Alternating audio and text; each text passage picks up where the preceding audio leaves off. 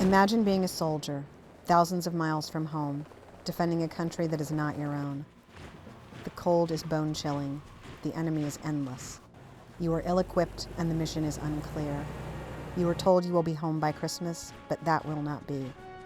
It is 1950, and you are in the middle of a power struggle between the President of the United States, Harry Truman, and the most famous general in American history, Douglas MacArthur.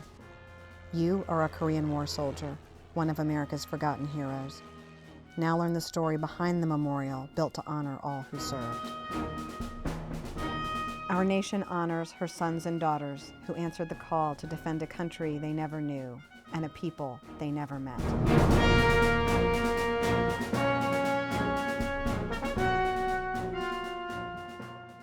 In 1950, America and the United Nations entered into one of the least well-understood wars in modern history.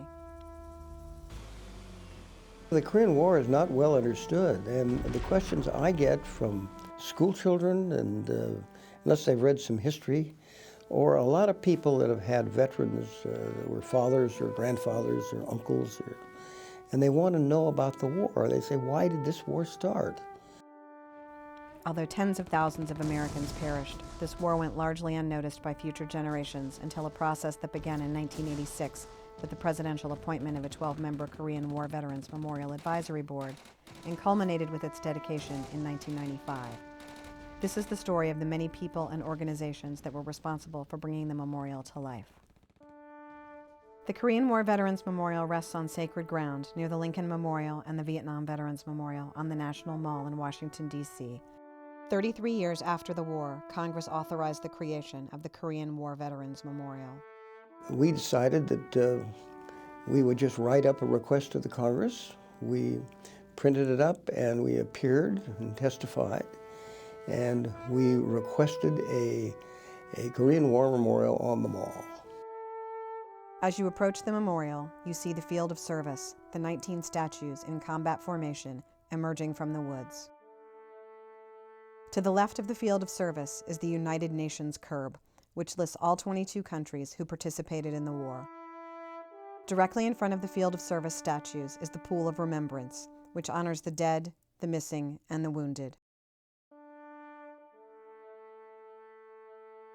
Next to the Pool of Remembrance is the large granite wall, engraved with "Freedom is not free." Finally, the mural wall rests to the right of the field of service. One of the requests from the American Battle Monuments Commission was that we honored all the support forces, and most people don't realize I think it was, I can't remember, it was 17 or 19 support people for every one guy in the field. The design team held a competition for artists for the mural wall. Out of all the entrants, they selected designer Lewis Nelson as the muralist for the project. He was chosen to do the faces, and he's the one who, we worked with him certainly, but he's the one who put together, he and Jennifer Stoller was her name, put together the composition of the faces. The granite was transported from California to Minnesota, where it was cut and engraved. The wall is constructed of 41 panels of granite and measures 164 feet in length and ranges from 11 to 4 feet in height. We had a few test panels made in Minnesota, flew out there and looked at them and brought them outside, and they were covered with dust from the blasting and being in this plant.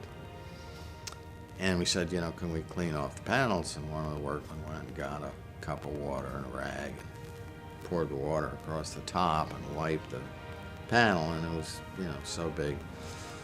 And all the etching disappeared. And everybody was, oh my God. And then in about 3 minutes, this was sitting out in the sun, these faces slowly began to emerge out of the stone in this kind of almost magical experience. And we were all, just caught our breath. It was just amazing. The idea was, from a distance, when you looked at the field of service, the 19 guys, that this wall would appear to to have lightly etched snow-capped mountains in the background. I suddenly realized these are not mountains. There are 2,400 pictures of the GIs in Korea between 50 and 53, and we call that the support wall. And on that wall are the naval ships and the air and the supply lines and the doctors and nurses and the chaplains and everything to support that guy in the field.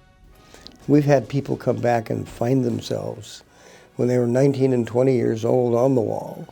And today they're, late 70s.